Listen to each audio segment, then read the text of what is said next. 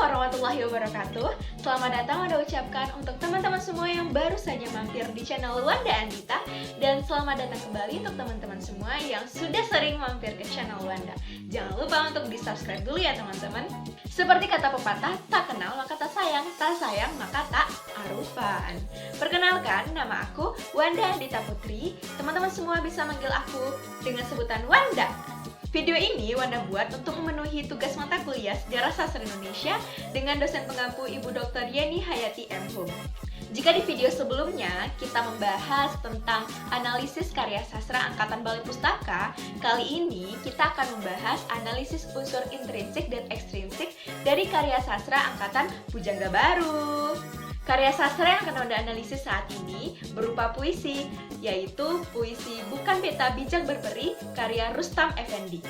Puisi Bukan Beta Bijak Berperi ini merupakan salah satu puisi yang termaktub dalam buku Percikan Permenungan karya Rustam Effendi. Sebelum Wanda menjelaskan tentang analisis unsur intrinsik dan ekstrinsik dari puisi tersebut, Wanda akan menjelaskan terlebih dahulu tentang buku Percikan Permenungan ini ya teman-teman.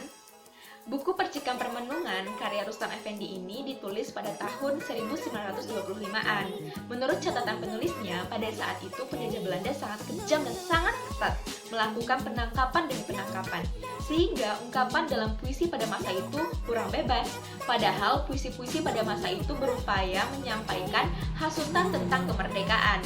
Buku Percikan Permenungan ini lebih berisi pemberontakan.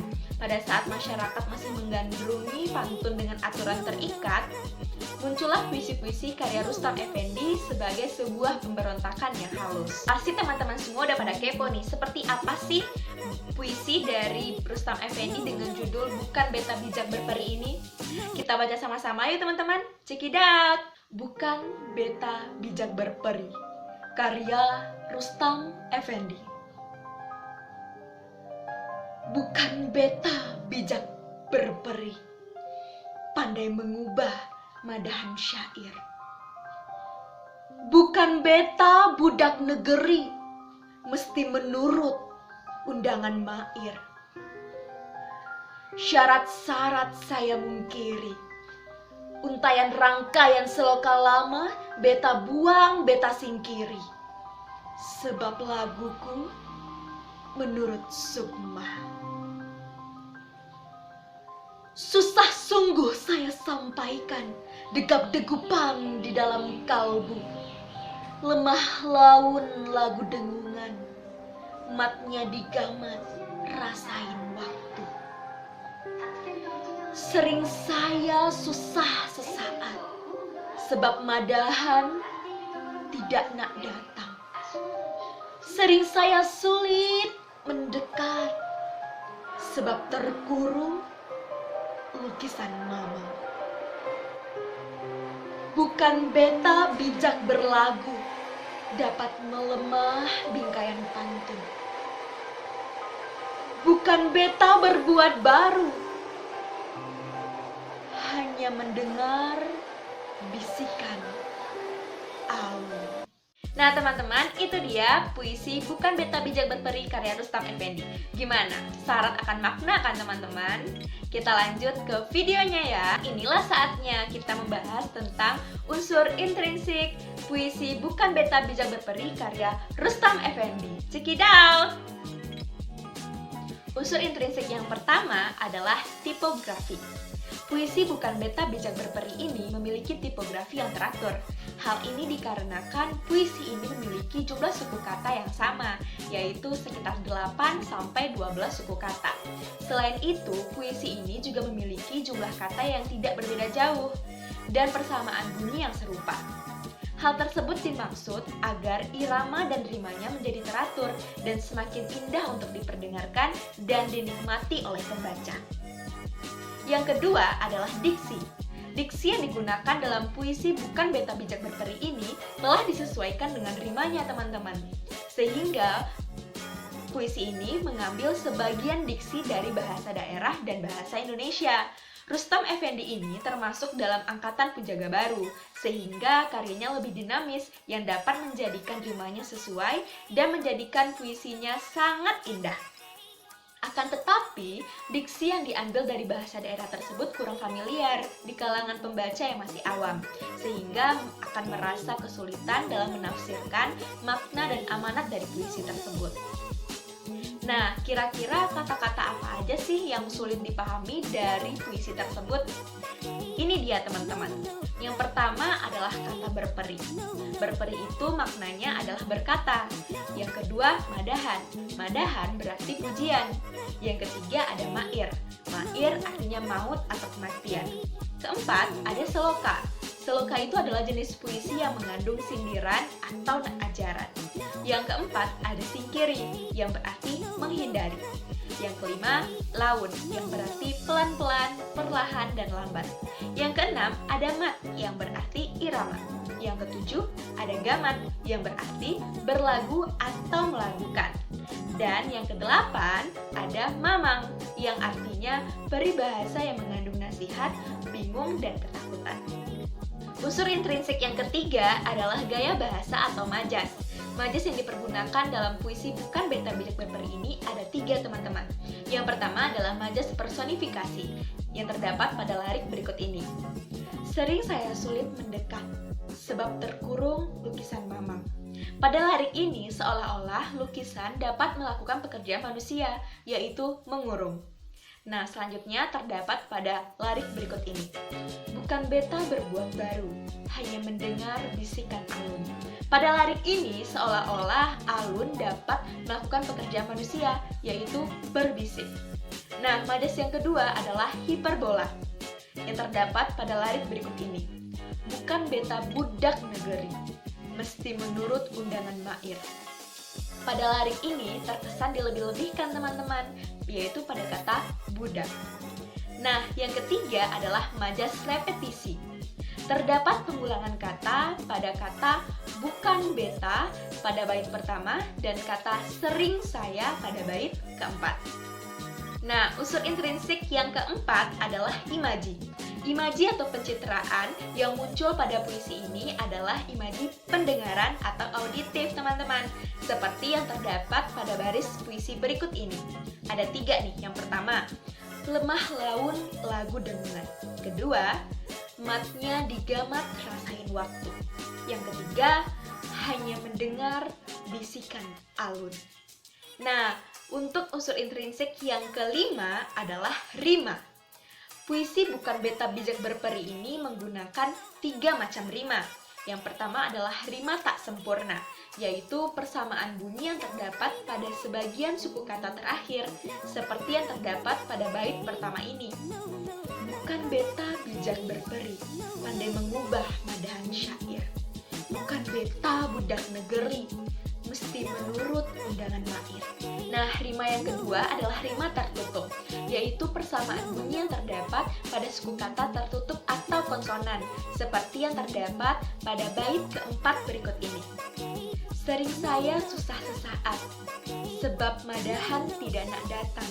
Sering saya sulit mendekat, sebab terkurung lukisan mama.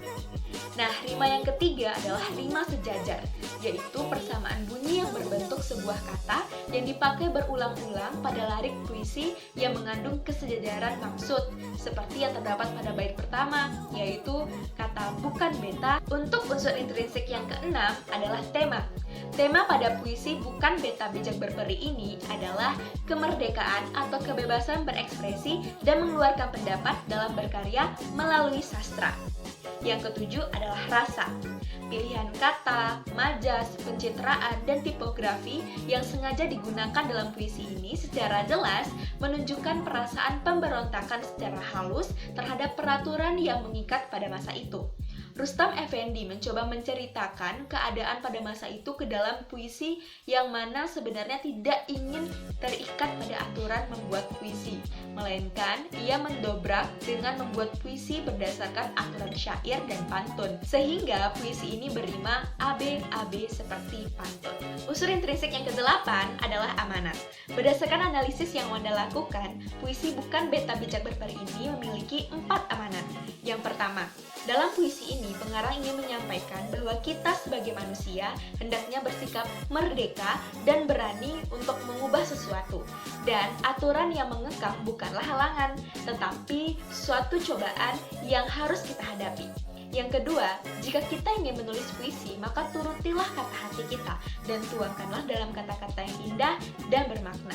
Yang ketiga, jika kita kesulitan dalam membuat puisi, maka carilah pengalaman atas sesuatu yang dapat memancing imajinasi kita dalam pengkristalan kata-kata.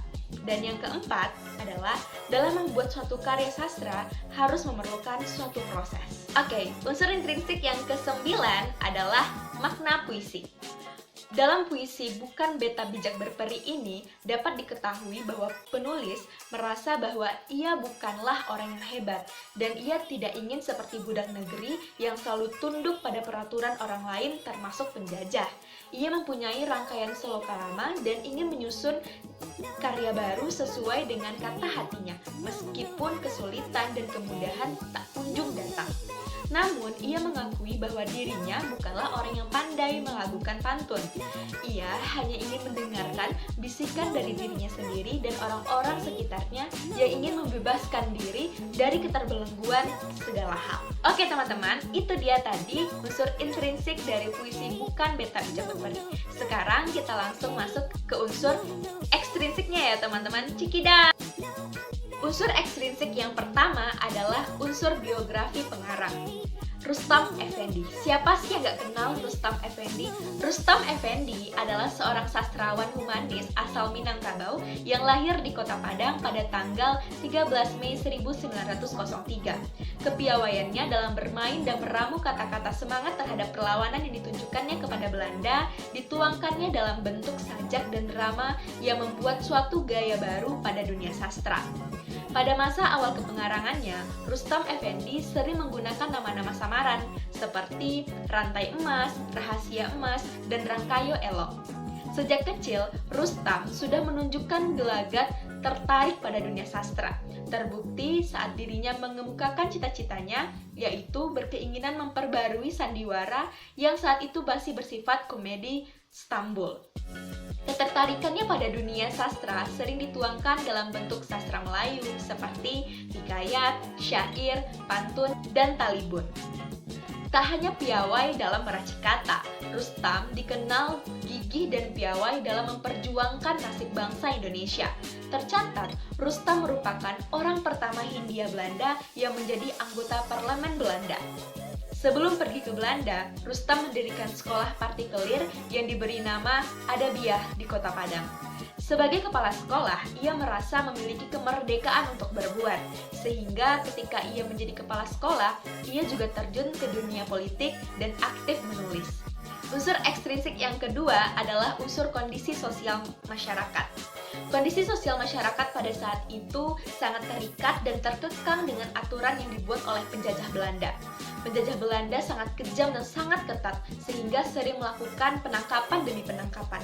Hal inilah yang membuat munculnya puisi-puisi karya Rustam Effendi sebagai bentuk pemberontakan secara halus terhadap aturan kolonial Belanda pada masa itu.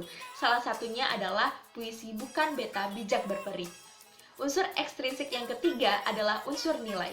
Nilai yang terkandung dalam puisi Bukan Beta Bijak Berperi ini adalah nilai keberanian untuk berekspresi melalui karya. Puisi ini mengajarkan kepada kita untuk berani membuat terobosan baru yang berbeda dengan lainnya. Selain itu, puisi ini juga mengandung nilai semangat dan tidak putus asa dalam menciptakan karya. Nah teman-teman semuanya, itulah tadi unsur ekstrinsik dari puisi Bukan Beta Bijak Berperi. Sekarang teman-teman udah pada tahu kan apa aja unsur intrinsik dan unsur ekstrinsik dari karya sastra Angkatan Pujangga Baru, khususnya puisi Bukan Beta Bijak Berperi karya Rustam Effendi. Demikianlah presentasi yang Wanda sampaikan.